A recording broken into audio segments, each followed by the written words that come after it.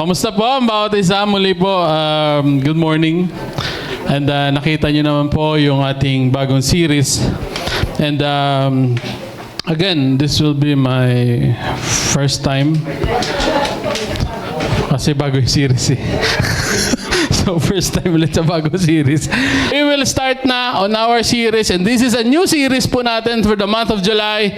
And this is entitled Salvation Controversy. Is salvation by law or grace? Okay. And this is on Acts chapter 15. So please, labas niyo po ang inyong cellphone if you have. On Acts chapter 15. Okay. So we will just have a quick recap sa mga previous na chapter. So sabi nga kagabi sa devotion na binasa ni Kuya Mark, na nung tinignan niya yung chapter 13 and 14 bago mag-15 is meron munang mga nangyari. So on chapter 13, ito po yung settings natin. So yung settings natin, we are in Saudi Arabia. So we are in Saudi Arabia, nasa baba po tayo. Then Jordan, then Israel, then Lebanon, then Syria, tapos Antioch. Okay? This is the settings. Alam po yung Antioch? Hindi po. Pag hindi po kayo nabato ng eraser, Antioch yung nabato sa inyo. Okay. So, ito yung settings ha. Take note. Antioch. Bakit Antioch? It's because meron pong tatlo napakalaking city in the time of Roman Empire. Roma, sa Rome yan, sa Europe na part. Then meron ding Alexandria, sa Egypt. And then merong Antioch. So these are the places na mga pagano. They worship mga rebulto, they worship idols. They were not totally Christians. They just assumed that they were Christians, but in reality, they're not. Okay, so malaki yan. So on chapter 13, yung first missionary ni Paul, ilan yung mission niya?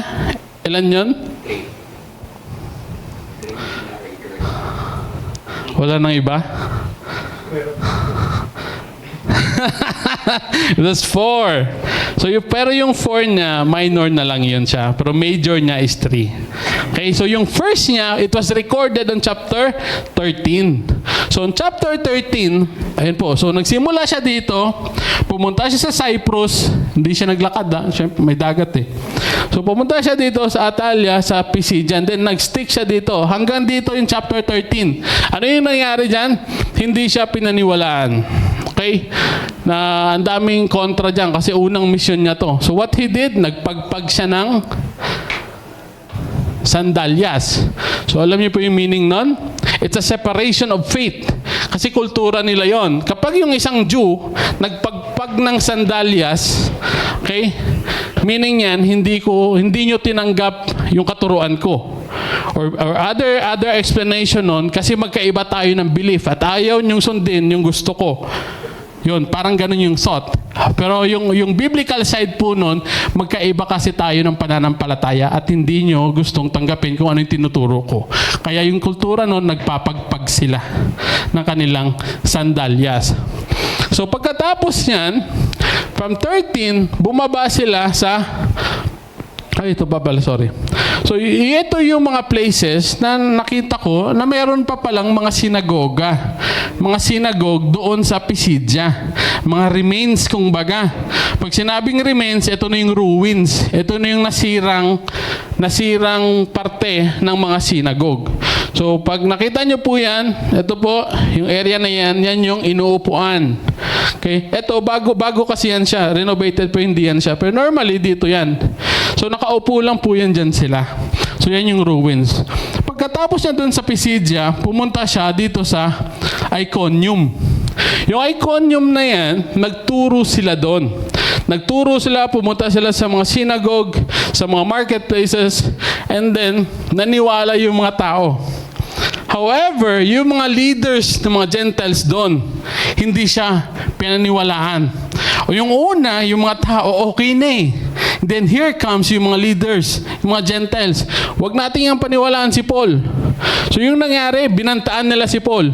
At saka si Barnabas na papatayin namin kayo. Sa pamamagitan ng, anong unang mga killing process dati? Stone to death. Naranasan niyo yan?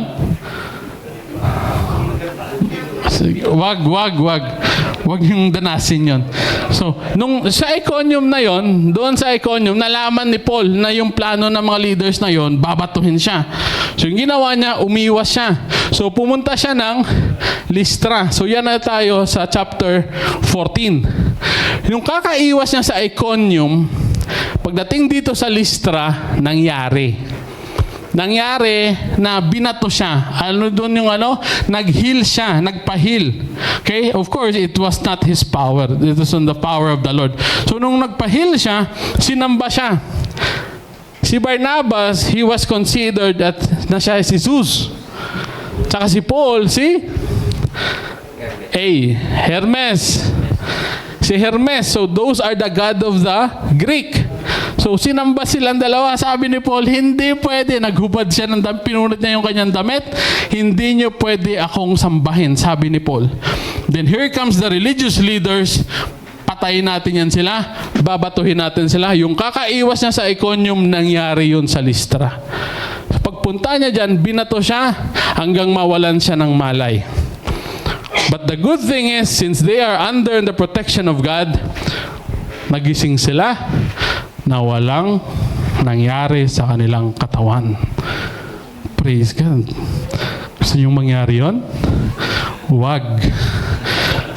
So, pagpunta sa Lystra, punta sila sa Derbe, then umikot na. Pabalik, saan sila nakakuta ulit? Sa Antioch. So in chapter 15, dito na sila sa Antioch. At dito na magsisimula yung ating series. So yung ating series, ano nga po ulit? Is salvation by law or by grace. So we will define muna yung salitang law. Or ano nga ba? Ano sa Tagalog ng law? Batas? Ay yung ang batas. Na-confuse din kayo, ano? Sige. So we will, papag-aralan natin kung anong ibig sabihin ng law. So ang law, normally, maintindihan natin, yun yung 10 Commandments. Tama? Sige nga. Sino nakakabisa? Ay, nandun din pala. sorry. Nakikita pala. No, ilan yung nasa Diyos na side at ilan yung nasa tao na side?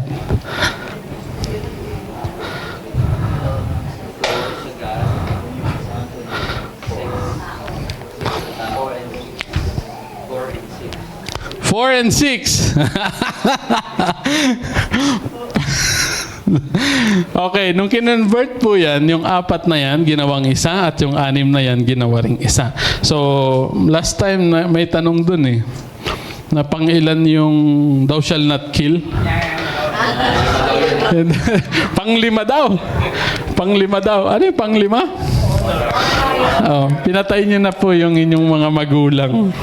So, papag-aralan natin yung law. Okay? This law, saan binigay? Saan?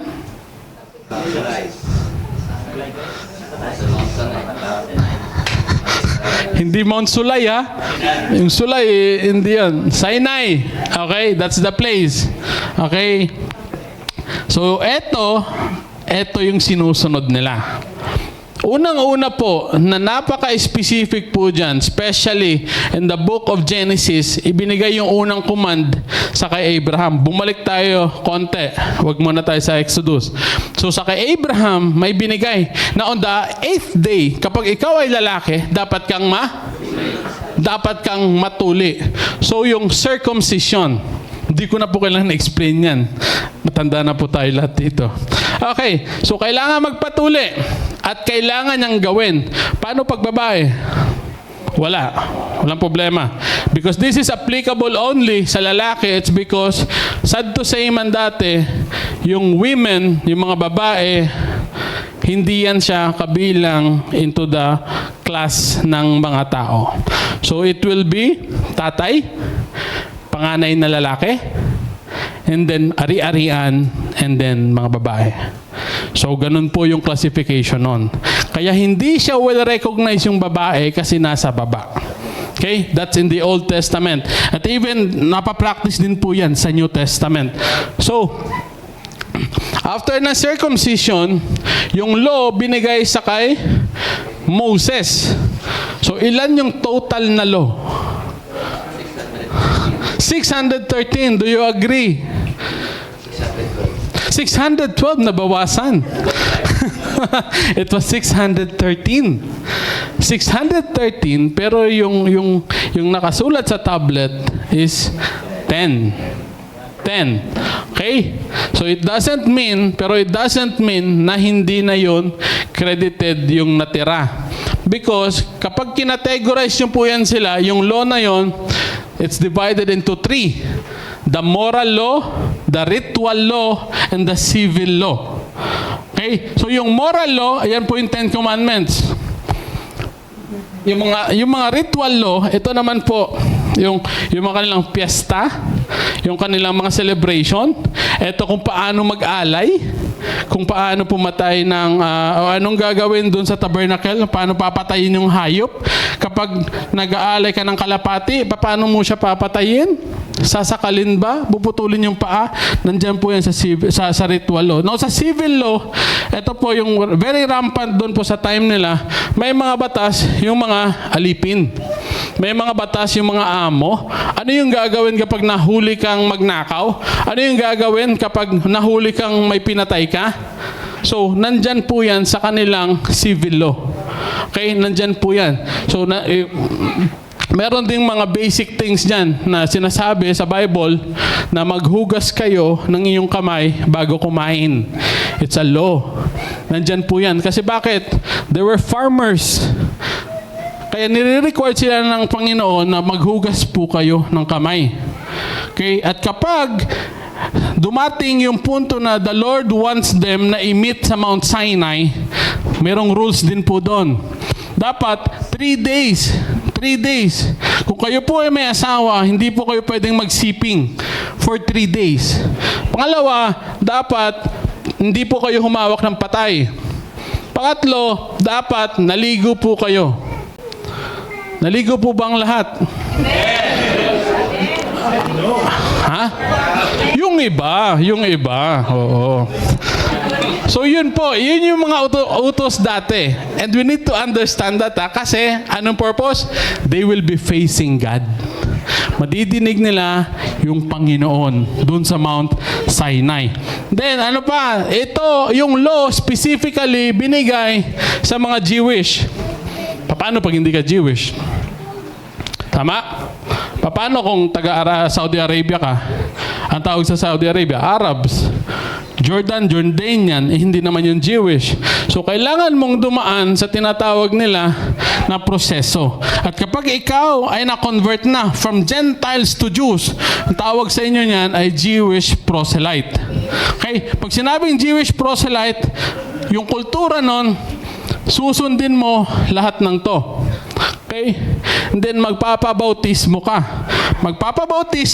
Ilulublob ka doon, i-recite mo yung kanilang nakasulat sa Talmud. Tapos, yung gagawin niya pa, you will follow everything na kostumbre ng Jews. And there were so many people na ginagawa po niyan because they know and acknowledge the Jewish people or the chosen people. Kaya marami pong nagpapakonvert the time. At kapag nagkakasala, anong dapat gawin? Dapat mag-sacrifice. So yun nga. So kung meron po kayong mga tupa, mga ram, mga bull, mga kalapate, kung gusto, let's say, nagkasala po kayo sa inyong mga magulang, gusto nyo hingin ng kapatawaran, meron pong tinatawag na peace offering. So yung gagawin nyo po dyan, pupunta pa kayo sa tabernacle, gigilitan yung inyong tupa, yung dugo nun, ilalagay doon sa may sunugan. Yung dugo nun. Then, papasok yung priest, pupunta doon sa loob ng tabernacle at ihihingi ka ng kapatawaran. Diyan nanggaling yung concept ng mga Katoliko na merong mga kumpisalan. Biblical po yan. Pero the practice itself, malayo po yun. Kasi papasok ka sa pinto, di ba? Nandyan si Father sa kabila. Pero pag tinignan niyo po in the biblical sense yan, it's a big tabernacle. Kwarto po yan. So mag-aalay muna ng dugo, yung nagkasala, then ihihingi siya ng tawad ng pari doon sa loob. Kasi nandun yung presence ng Panginoon sa loob. So ganyan. So kailangan gawin yan. Gawin yung mga sacrifices na yan. At kailangan, of course, this is a blood sacrifice. So pag sinabing blood, hindi pwedeng i-alay nyo ang iyong gulay. Okay? It must be a livestock. Hindi pwedeng manok ha. Wala kasing nabanggit na manok eh. Kalapati, meron. Hindi rin pwede baboy because baboy is considered as unclean. Dati, dun sa kanila. Okay? So naintindihan nyo na yung law? So, pupunta tayo ngayon sa timeline nito. So, yung timeline, pagpalagay natin na ito sa atin ngayon, this is 2026. Dito tayo ngayon sa current era natin. And ito, si Adam. Okay, nandyan si Adam. So, kailan yung nasagawa? Naibigay yung circumcision? It's the time of Abraham. Palagay pala muna natin na this is the birth of Jesus Christ in the time frame. Okay? So binigay sa time ni Abraham yung circumcision. But it was carried over in the time of Moses. So yung gap nito, there were thousands of years. Okay, dito hundreds of years. Si Moses, yung nag-carry at nagdala ng law. At yung law na yon, umaabot siya sa dun sa time ni Jesus Christ. Okay? Pero Jesus Christ ends the law. Kasi sabi sa Romans 10:4, for Christ is the end of the law, for righteousness to everyone who believes. So from dito, okay, pagka-time ni Moses, yung last book niya is Deuteronomy. So next na book na yon is Joshua, Judges, Ruth, hanggang dun sa kay Malakay. So yung madadaanan din Judges, yung Kings, yung Prophets, and then yung 400 years. Alam niyo po yung 400 years? Yung last book dyan sa Bible po natin, na Malakay, yung last book po dyan, and then yung introduction ng Matthew, yung between po niyan is 400 years. Okay? 400 years yan. So ngayon, ano yung nangyari? After ng law, Jesus ends the law because He fulfills the law. Now here comes the grace. Pagkatapos ni Jesus Christ, yung grace na. May kilala po kayong grace? Hindi po siya yon. Ibang grace po ito. Okay? So, aaralin din natin ano yung grace na tinutukoy dito sa Biblia. Naintindihan niyo po? The law has already ended when Jesus came. And now, what we are experiencing is the grace. Pero, mali ba ang law? We will understand it later. So, let's discuss about the grace. So, yung grace, number one, it is God's work through Jesus Christ. So, meaning, not through man. Kasi, yung grasya na yun, gawa ng ating Panginoon. Pangalawa, it's a free gift. Libre. So, hindi po ito binayaran. At walang may nag-claim na they have that grace, they have that salvation kasi nag-serve sila. In a simple way na pag-intindi po nito, if ako po yung nagpipreach para makaangkin ng grace, mali po yon. If these people in front of us tumutugtog, kumakanta para magkaroon ng libreng kaligtasan, that's wrong. Because hindi na siya nagiging free. Transactional na siya. So, ano pa?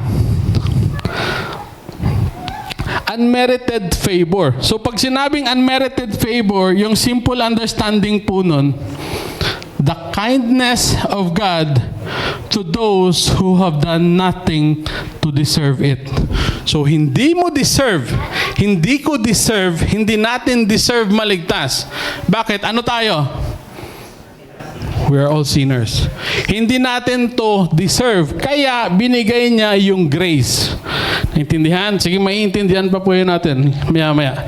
And it is also by faith, is trusting completely to the finished work of Christ. So yung tanong dyan, we have discussed the law, we have discussed the grace. So yung salvation ba, is this grace alone? Or kailangan ko pa ng law?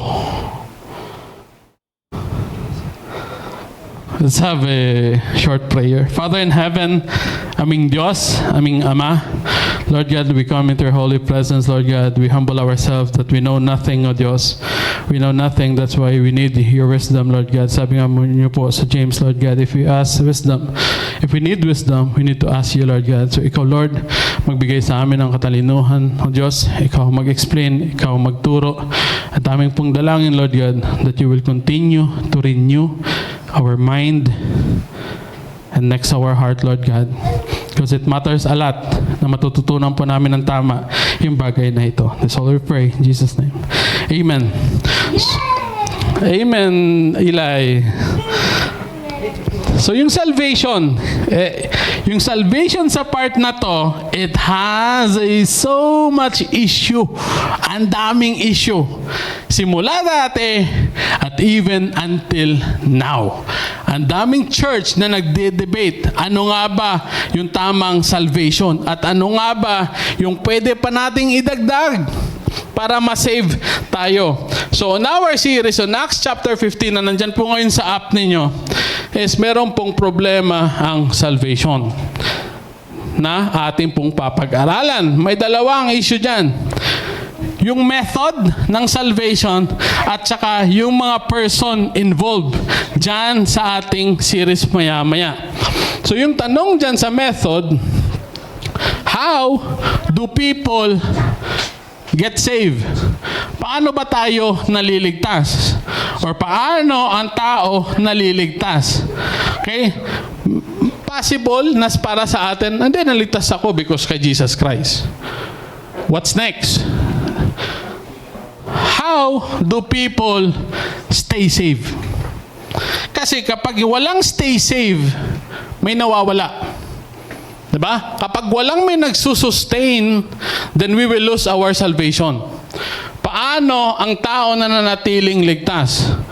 The question pa is, who sustains our salvation? Tama? Kung tayo ba yun?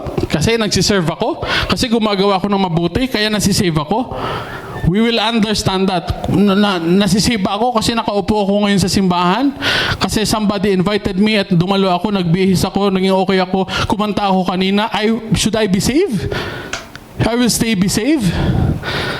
Aralin po natin yan. If people commit sin, they lose their salvation. Kapag may nagawa ba akong kasalanan, nawawala ba yung kaligtasan ko? It matters here sa tanong na to. Kasi how can we know that we are staying in the area of being saved? Yung mindset ko, kapag nagkasala ako, nawawala pala yun eh. Aaralin natin yan. Then, what if his faith was not practiced and did they lose their salvation? Hindi na siya, wala na siyang time. Wala na siyang oras para ipakita pa yung kanyang kaligtasan. Hindi niyo siya nakita mag-Bible study, hindi niyo siya nakita kumanta. Will he be saved? So, aaralin natin yan sa ating series. And then, let's move on sa person. So, sa person, titingnan natin, teacher, you should listen. Yung mga guro na dapat nating pakinggan. And then, of course, yung mga teacher na dapat nyong iwasan, that you should avoid. So, lahat ba na nakikita sa Facebook, can we consider them as a good teacher? Ang ganda. ang dami tayong nare-receive ng mga tanong na coming from this pastor na nakita sa Facebook, and then, ay, kasi ang ganda ng turo, pinaniwalaan na, hindi man lang chinek, hindi man lang ginawa, wala man lang ginawa na cross-reference. Tama ba yung sinabi ni pastor? Nagbanggit lang ng verse, then, ay, considered na okay na to siya. Kasi ang ganda niyang kanyang pagkaka-explain. So, teacher, aralin din po natin, teacher who are not qualified to teach. Ito po yung ating mga dapat i-avoid. Hindi naman kasi dapat sila magturo. Pangalawa, teacher that speak without understanding. Hindi marunong, hindi maalam, pero nagturo. Mababasa po yan natin mamaya. So bakit i-avoid natin yan? We will only understand na kapag marunong sila sa Biblia if we also know what is the truth. Paano mo naman sasabihin na, eto, hindi to alam. Parehas lang din naman tayo walang alam. Paano natin marirecognize yun na, ay, ito, tama to, kung hindi natin alam yung tama? O, like lang tayo, ay, ito, ang ganda. Pusuan ko kaya to. Diba? Next, teacher that sounds good but will lead you to hell. So, mapapag-aralan natin yan, ang ganda sa tenga. And it happens in Acts chapter 15. And sa Acts chapter 15, we will have the 5 points. So yung una po, so you can, I encourage you po, ilabas nyo yung Bible. If meron po kayong app, go to Acts chapter 15, 1 to 12, which nabasa na po kanina. And kung meron po kayong King James, kung kaya nyo po yun, King James. Kung hindi nyo po kaya, go to NKJV, LSB, or NIV. So, number 1 point po natin is yung nangyari na conflict. Ano yung nangyari na conflict? So, in verse 1, English po sa baba. May mga taong galing sa Judea na pumunta sa Antioquia. So, yung Judea, nasa Israel yan. Sabi ko nga kanina, umakyat sila. Okay? From Antioquia at nagturo sa mga mananampalataya doon. Sinabi nila, hindi kayo magliligtas kung hindi kayo magpapatuli. Ayon sa kaugaliang itinuro ni Moses. Some men came down from Judea and began teaching the brethren, unless you are circumcised according to the custom of Moses, then you cannot be saved. So, may mga tao, okay? They were men.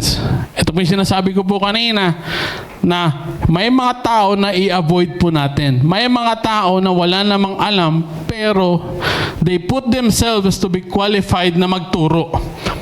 Yung nangyari po dyan, is like this. So people from Judea, okay? They were Christians, They were Christians. They were actually Pharisees, sorry. They were Pharisees. They know and understand the law. Okay, so sila, pupunta sila sa Antioquia, sa Antioch. So imagine po, gano'ng kalayo yan pag nilakad? Kasi wala namang bus dati. That's 15 to 20 days. So ganun yung effort nila para lang magturo sa Antioch ng mali. Okay? So, yung add-ons, yung ginawa nila na demand is dapat magpatuli. Dapat magpatuli or magpa-circumcise. Why it matters yung circumcision kanina? Because unang-una, si Abraham yung binigyan nun. Sino si Abraham for them? It's a patriarch. So, isa yang napakalaking pangalan in the Jewish culture. If there's someone na nire-respect nila sa pangalan pa lang, isa yun si Abraham. So sabi niya dito, hindi kayo magliligtas kung hindi kayo magpapatuli. This is the physical. Okay, physical ito. Kasi part yun ng dalo, kailangan nila magpatuli. Nakakaugali ang itinuro ni Moses. So in other terms, ito po yung gusto niyang sabihin. God wants you to be saved. God would like to forgive your sins, but you need first to be a Jew. You need to be circumcised and follow Mosaic rituals. In other terms, yun po yung gusto nila. Gusto kang iligtas ng Diyos, pero dapat makitaan ka muna ng pagsunod para maligtas ka. Gawin mo muna to para paniguradong ligtas ka. Sounds familiar? Na kailangan muna natin gumawa ng something para makonsider tayo maligtas? At yan po ay tinuturo sa MCGI. Alam niyo po yung dating daan? Yung dating daan, hindi yan nila simbahan na. That's their channel.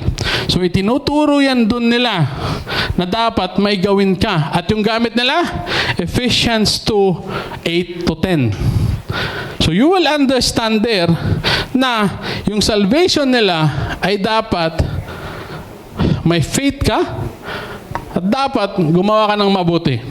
Kasi pag hindi ka gumawa ng mabuti, hindi ka maliligtas. Dapat ano pa? Dapat magpabaptize ka. Dapat magbigay ka sa charity. Alam niyo po, meron po silang webpage. If nakita niyo po yun, I check it personally. Meron silang website na ine-encourage nila magbigay. That's charity. And then posted po lahat ng kanilang mga activity. Yung from bumupunta sila sa mga orphanage, pumupunta sila sa mga children's center, nakapost lahat yan doon. Kasi one of their belief is kailangang magbigay ka. And that's charity. And also, you need to obey what is written. Ano pa? Science. Sinabi ko nga po kanina, it will be a heavy topic. Pinasaya ko kayo kanina. Ngayon, hindi na. Okay. On this INC, gusto ko pong ituro what was written in the Bible. Okay?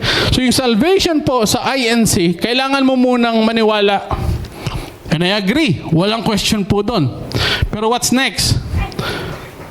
Kailangan mo maging membro. Kasi the people who will be saved is only their members. At yun yung masakit doon. Ano ba sinasabi sa Biblia? Yes, nandun nabanggit yung Iglesia ni Cristo. Nabanggit niya doon, pero wala pang Iglesia ni Cristo na simbahan that time. So it's conflict yun sa time frame pa lang. Then kailangan mong magpabaptize sa kanilang simbahan. What if hindi ako nabaptize? Kailangan mo nga. So in order for you to be saved, kailangan mo magpabaptize. And dapat dumadalo ka. At kapag hindi ka dumalo, what's the term? Tiwalag ka na. And you are already out of the circle of the salvation. So hindi ka na maliligtas because you need to do something para maligtas ka. At yun yung hindi tinuturo sa Biblia. Ano pa? Meron pa tayong Jehovah's Witness. Yung kanilang salvation, ganun din. Mananampalataya ka, that's okay, that's correct. Pero kailangan mong gumawa din ng mabuti. At kailangan mong mag-persevere. Alam niyo po kung bakit ang daming mga Jehovah's Witness sa daan, it's because it's part of their core belief na dapat mag-persevere ka. Kailangan mo mag-mission, kailangan mo magturo, kailangan mo tiisin yun. And that's part of their salvation. Because also, this is part of their obedience. The problem is that loses when faith is not being practiced. So kapag hindi mo yun sinagawa, hindi ka nakitaan ng pananampalataya, hindi ka pumupunta sa simbahan, hindi ka actively sa simbahan, you will lose your faith. You will lose your salvation, I mean. See, this is the same thing, yung conflict doon sa Acts chapter 15. Kaya pinapa-clear ni Paul tsaka ni Barnabas na hindi yan yung salvation. Hindi yan yung salvation na tinuturo ko sa inyo. Yung nangyari doon, hindi ito sinang-ayunan ni na Pablo at Bernabe at naging mainit ang pagtatalo nila tungkol dito. Kasi even until now, hanggang sa ngayon, you will see churches na nagdedebate about salvation. Because gusto nilang maligtas kasi dapat may ambag sila, dapat may gawin sila, but the Bible says, no, it is free. Ngayon, pag free yun, tapos nag-ambag ka, then it is not free anymore. Kaya nagkaisa ang mga mananampalataya doon na pupuntahan sa Jerusalem sina Pablo at Bernabe at ang iba pang mga mananampalataya sa Antioquia para iharap sa mga apostol at sa mga pinuno na iglesia ang bagay na ito. So from Antioch, kailangan nilang pumunta sa Jerusalem. Now here comes our second point, yung council sa Jerusalem. Okay?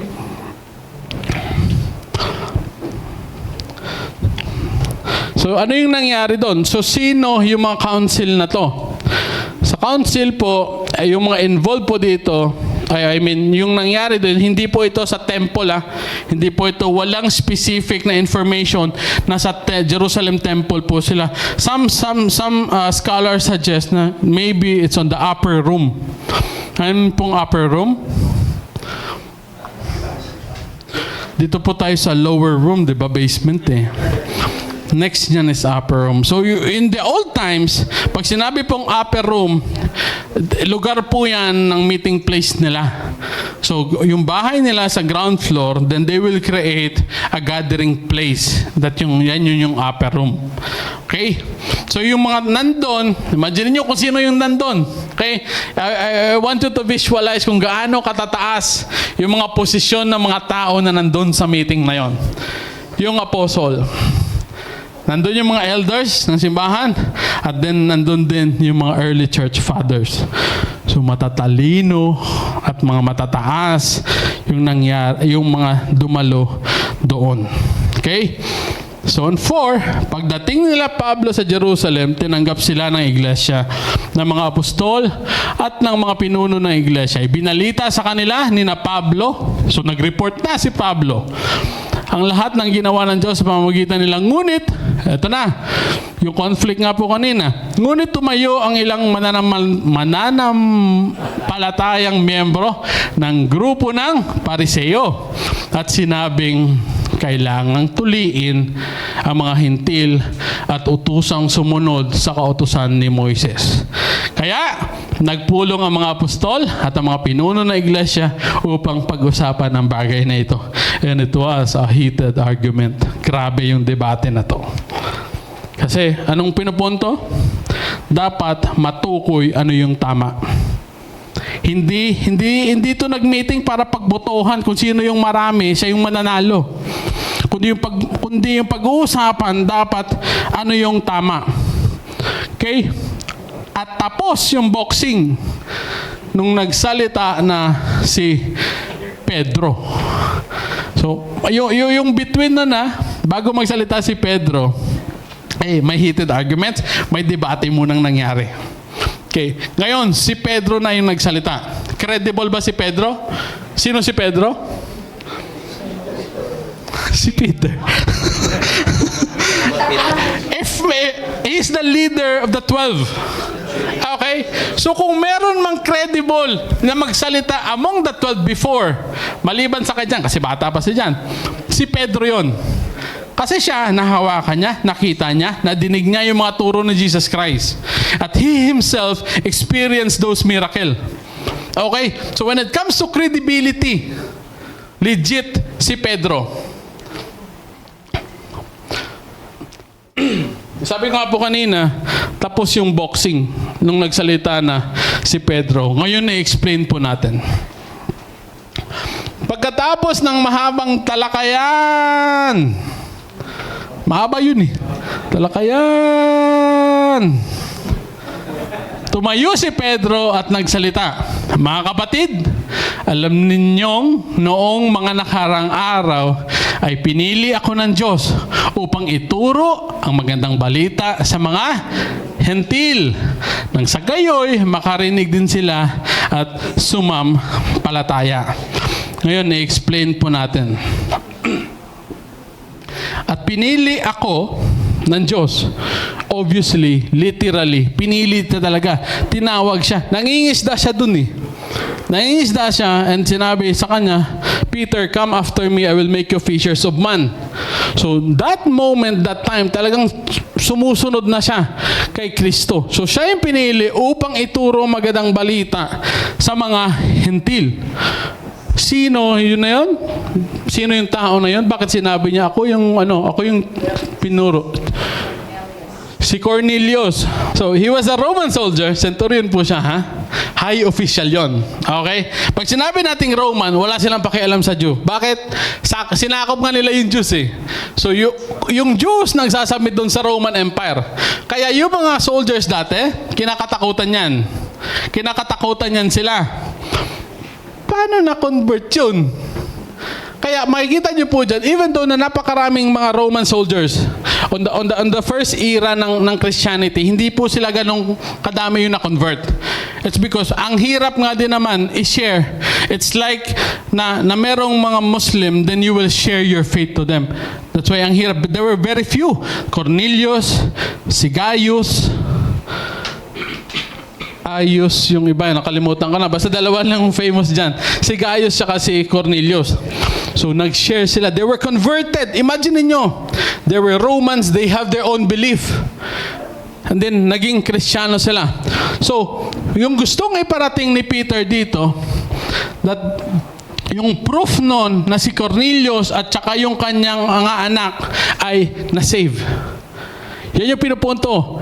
Kasi bakit? Ano yung nangyari doon? On chapter 10, yung buong anak, buong household, ang ni Cornelius na save. Is it possible that time na yung mga hintil? Yes, this is the proof. Ito yung pruweba, kagaya po niyan tayo, Filipino. We are considered as Gentiles kasi hindi tayo Jews. Pero the Lord has converted us. Ganun po yung nangyari nun. So yung proof nun in Acts chapter 10, while Peter was still speaking these words, the Holy Spirit fell upon all those who heard the word, and those of the circumcision who believed were astonished. As many as came with Peter, because the gift of the Holy Spirit had been poured out on the Gentiles also. So, gusto ipaabot ni Peter, si Cornelius, mataas na tao yun. Ngayon, kung gusto nyo siyang i-verify, puntahan nyo. So, napakalaking proof yun na yung isang Romano na convert into Christian. So, punta pa tayo sa verse 8. Tuloy po natin. Alam ng Diyos, ito pa rin po yung patuloy na pagsalita ni Pedro. Alam ng Diyos ang nilalaman ng puso ng bawat tao. At ipinakita niya na tinanggap din niya ang mga hentil dahil ibinigay din sa kanila ang banal na espiritu. Katulad ng ginawa sa atin noon. So, makikita po natin that the Holy Spirit dwells. May dalawa po yan. Kapag tayo po ay naging Kristiyano, dalawa yung nangyayari sa atin. Indwelling, tsaka yung infilling. Yung indwelling, nanananahan yung banal na espiritu. Yung infilling, pinupuspos tayo ng banal na espiritu.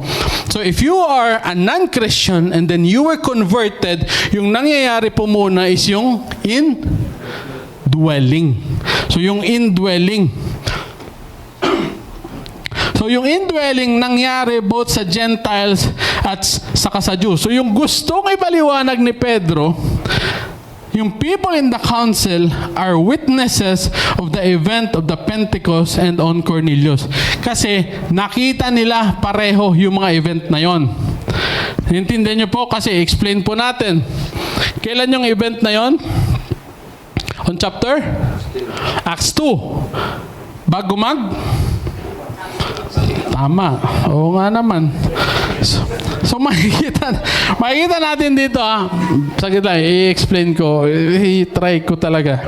So, yung katulad na ginawa niya noon, because since we are referring to time, bumalik tayo kasi Acts 15 tayo ngayon, diniscuss natin yung Acts 2. So, yung nangyayari doon is tinatawag na preservation. Yung preservation, sino yung gumagawa? Yung Holy Spirit. So, siya yung nag-preserve. Explain natin. On Acts chapter 2, that's where the Pentecost. Okay? Anong chapter ulit na-convert si Cornelius? 10. So, in Acts chapter 10, dito si Cornelius. So, the gap between chapter 2 and chapter 10 is 7 to 8 years. So imagine, napuspos sila dito at yung mga council na yun, witness yun sila na napuspos sila dito. So for 7 years, they were being sustained. Nasustain sila ng banal na Espiritu, and now here we are discussing this on chapter 15. So the gap between chapter 10 and chapter 15, that is 8 years. So ano yung gustong ipakita ni Pablo? Na yung nagsusustain ng kaligtasan natin is yung banal na Espiritu at hindi yung ginagawa natin.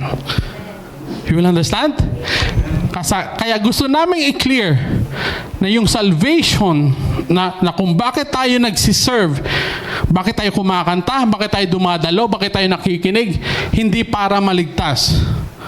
Because bago pa natin gawin yan, the Lord already have done His part na dadalhin niya yung kanyang mga tupa sa shippen. So yung design nun, yung mga Christians, dadalhin talaga ng Panginoon sa simbahan yan. At doon niya in-nurture. At yung pag-preserve ng faith nila na yon, hindi gawain ng tao yon. Gawain ng Diyos yon. It is God who saves, and it's the Holy Spirit who keeps it. The reason why we are still saved is not about the services and offerings we give, but it's still God who holds His work on us. Maliwanag? Lalalim pa tayo ng lalalim. So, seatbelt pa. Okay. Believing that you can lose your salvation implies two things. First, it was never been a gift. Second, you didn't have the gift from the beginning. So, if feeling mo na nawawala yung salvation mo kasi hindi mo siya kinonsider na regalo siya ng Panginoon. Pangalawa, hindi mo talaga siya nakuha. Kasi feeling natin na nawawala yung salvation natin. Sabi nga ni Bodhi nun kung nawawala yung salvation mo, mawawala talaga yun. We would. John MacArthur pa. John MacArthur. Kung feeling mo nawawala yung salvation, mawawala talaga yun. Kasi nga, hindi natin alam. Hindi natin alam kung sino nagsusustain, sino nag-hold nun. Okay? So yan yung gustong ipunto ni Peter sa verse 8. Ngayon punta tayo sa verse 9. Walang pagtatanging ginagawa ang Diyos sa pagitan nating mga Hudyo at sa kanilang mga Hintil. So there was no separation iisa lang. Jews ka man, Hintil ka man, isa ka lang. Dahil nilinis din niya ang kanilang puso ng sumasampalataya sa Kanya. This is the circumcision of the heart. What do it mean? Yung matigas mong puso, yung patay mong puso, patay nating puso, ito si regenerated, pinalambot yan at inayos yan ng Panginoon. Sinong gumawa nun? Alangan naman yung doktor. Kung bakit naiintindihan natin yung gospel in the first place, bakit ang labo naman nung una kong napakinggan? Bakit hindi ko siya maintindihan? Kasi walang illumination na nangyayari na ginawa ng banal na Espiritu. Kaya the reason kung bakit naiintindihan natin ngayon yung gospel, because the Lord explained it in our mind and in our heart. So, binanggit dito yung paglilinis din ng kanilang puso. And that speaks about justification. Ano yung justification? Mabigat din siya na subject. Okay. So, justification, yung simple meaning nun. Simple lang to Hindi ko na siya iti-technical, pero mabigat siya. Declaring someone who is guilty to be innocent and righteous. Nagigets niyo po yan? Hindi. I-illustrate ko po para maunawaan natin. Okay. Imagine you are in a courtroom. Okay? Imagine po natin you are facing God. Lahat tayo nakaharap sa Panginoon. And then everyone will be evaluated. Ano na yung estado mo? Okay? And then pina-check kung ano yung ginawa mo from before. Kasi death ka na dito. Example lang ilagay natin yung sarili. this is the end of our life at checking na ng ating buhay or evaluation na. Now, anong nangyari?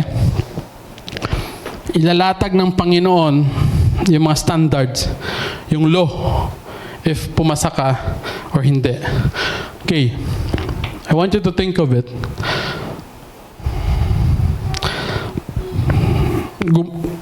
Isa dyan, it's possible, ginawa ko, ginawa natin.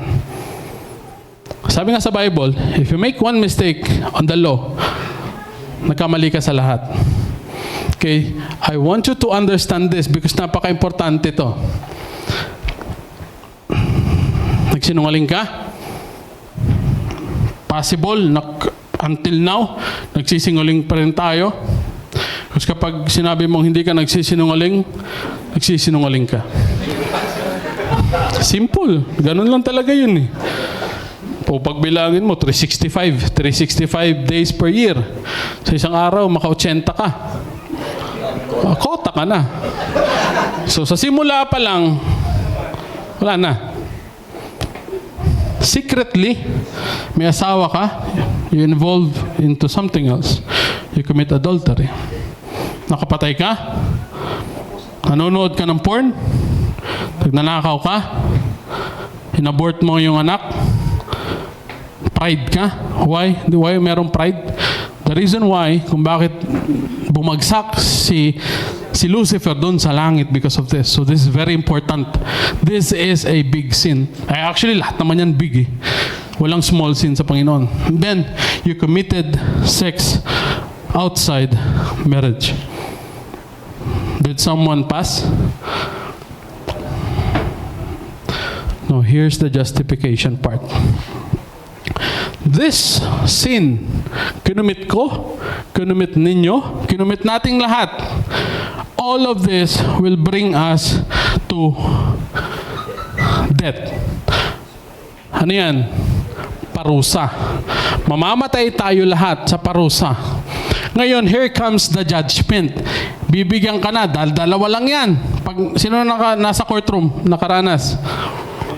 Okay, dalawa lang yan. It's either you're not guilty or guilty.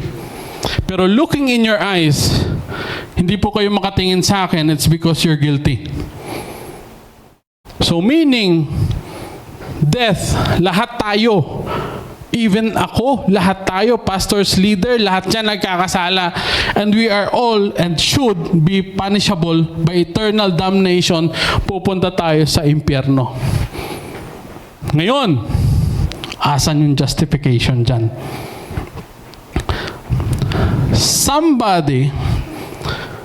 Someone had paid the sin.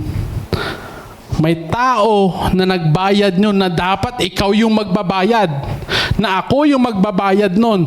Ako kasi yung gumawa nun. Ako yung nagsinungaling. Ako yung nag-adultery. So ako dapat yung i-judge. Tama? So ako dapat yung haharap dun sa Panginoon. At ako dapat yung magsasuffer. Pero hindi. Somebody took over. Take in charge. Take control siya. Na siya yung magdadala nun ng kasalanan na yon. And that is Jesus Christ. At yun yung point ng justification na bakit ka naligtas kasi sa gawa niya. Kaya tayo mapupunta sa langit dahil sa gawa niya. We deserve hell. That's why yung grace is undeserved favor. Hindi mo deserve, pero binigay sa'yo. Bakit hindi mo deserve? Kasi mapupunta ka dapat sa impyerno. And Jesus took it. He paid the price. He justified you. Ano yung meaning ng justification? Inosente ka, guilty ka, pero ginawa kang inosente.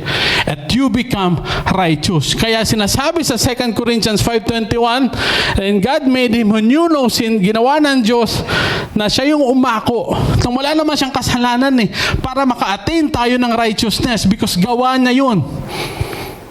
No, yung tanong kasi dyan, namumuhay pa ako dito. I am still in here. So, okay na yung past. Guilty na yon. Present. Yung present nun, maybe someone is namumuhay dito. At hindi possible or imposible yon na wala tayong kasalanan. Imposible yun. So, someone is here right now na gumagawa niyan. Mapapatawad ba siya sa current life niya? And the answer is yes, because of Jesus. Paano yung future? Nung ginastify ka, nung pinapawalang sala ka, kasi alasan yung deserve natin, punta tayo sa impyerno. No, the justification process covers pati yung future. Kasi kapag hindi cover yung future, una ka lang, intro ka lang, masisave. Yung pala sa dulo, hindi ka masisave. That's wrong. That's a wrong thinking ng justification. Kasi yung justification covers the past, covers the present, and covers the future. Kasi pag hindi cover yung future, mas malabo pa sa sabaw ng pusit ang langit. Kasi hindi mo mapupuntahan yan kung yung future pala magkakasala ka lang din. Kasi ang sabi sa Bible, yung justifications cover all sin. At yung sin na yun, it's all time. So from past, present, and future. Naintindihan natin yung justification. Sige, dagdagan pa natin. So sabi ni C.H. Spurgeon, ni Charles, if salvation had been by works, our Lord could not have said to the thief on the cross, dying at his side, "Today you will be with me in paradise." That man could not do works. Ano ibig sabihin? Kung tinitingnan po natin yung isang kapatid natin, na dapat, or hindi naman isang kapatid, but as a whole, as a general, if we try to think na yung good works ninyo, good works ko, good works ng bawat isa, will be the basis para masalba tayo. Paano yun doon? May oras ba siya nun? Yung sabi nga ni Alistair Begg, yung isa doon, hindi nga nakapag-Bible study. Hindi nga ako mga kumanta eh. Hindi nga napunta ng simbahan. Pero ang sabi ni Jesus Christ, "Today, thou shalt be with me in paradise." So that concludes, sampal yun sa lahat ng mga leaders doon nung sinabi yun ni Peter, eto yung katotohanan. This is the reality na hindi pwede nating ibase yun sa ating mga gawa. Because salvation is from the Lord, is by the Lord, and through the Lord Jesus Christ. At the one that sustains is the Holy Spirit, at hindi tayo sinusustain ng mga instruments na yan. Hindi tayo nasusustain ng mga TV na yan. This is all the works of God. So the confirmation of Peter, napaka-clear yung tatlong bagay na yon. Yung proof on Cornelius and his household, the Holy Spirit dwells in both Gentiles, the justification of both Jews and Gentiles by faith. So, punta tayo sa number 4. Ito na yung mabigat din, yung pag-collapse ng law. Okay, verse 10. Kaya ngayon, bakit nyo sinusubukan ng Diyos? Bakit nyo pinapataw sa mga mananampalatayang hintil ang pasaning kahit sa ating mga ninuno at tayo mismo ay hindi kayang buhatin? So bakit nyo pinapasa sa amin yung burden na to na dapat kaming gumawa ng mabuti muna para ma-save? Hindi nyo nga yung ginawa eh. Yung mga ninuno natin, sablay nga sa law eh.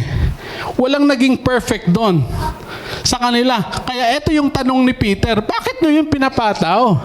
Kasi hindi nyo dapat gawin yon. Now here's the explanation. Ano yung law? Yung law is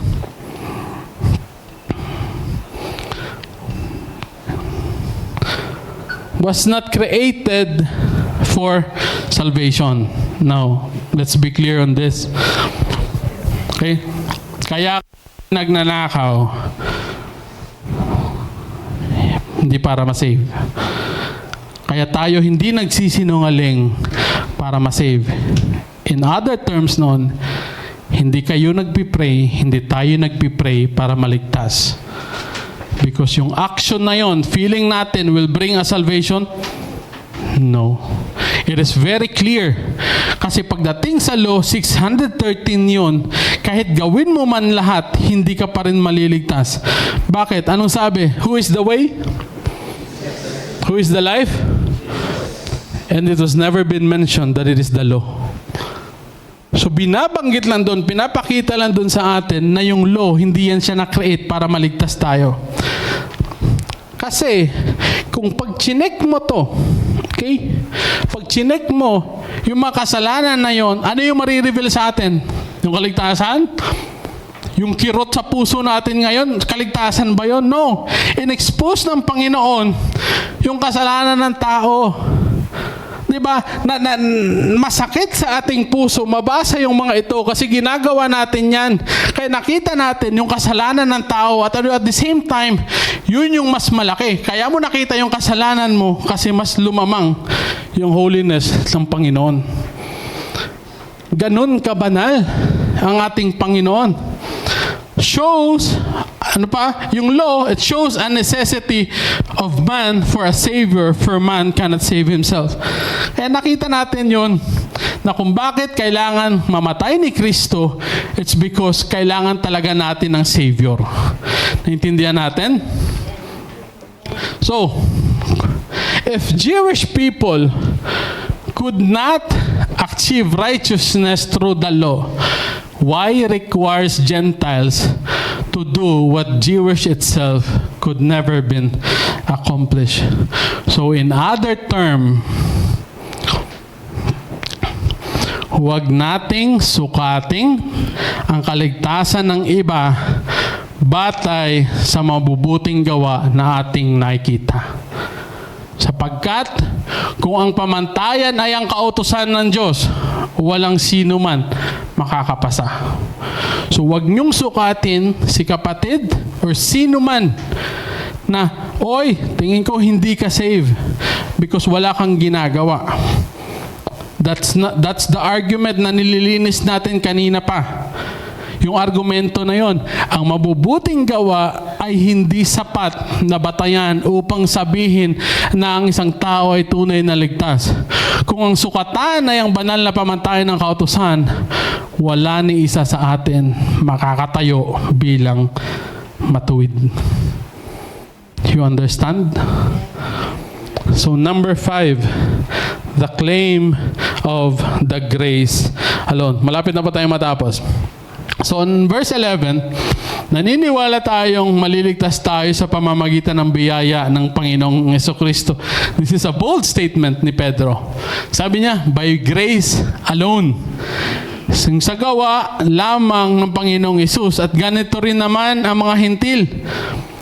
So, Jewish were saved because of Jesus Christ, and He confirms also na pati yung mga hintil, pati tayo na mga Pilipino, because we are Gentiles. So in closing, sa statement ni Peter na yon, okay? Nung nadinig nila yung napaka-bold na explanation ni Peter, tumahimik silang lahat. Because that confirms that we are under grace and we are not saved by law. Look at their response. Tumahimik sila. And that concludes sa ating 5 points sa ating series: the conflict, the counsel, the confirmation, the collapse, and the claim. And tayo po ay tumayo. Basahin po natin ang ating conclusion ng sabay-sabay. Let's read 1, 2, 3. Basa.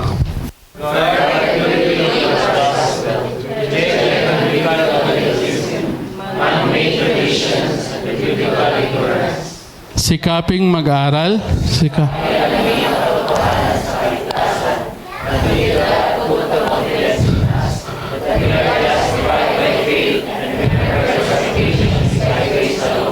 Through faith alone and expect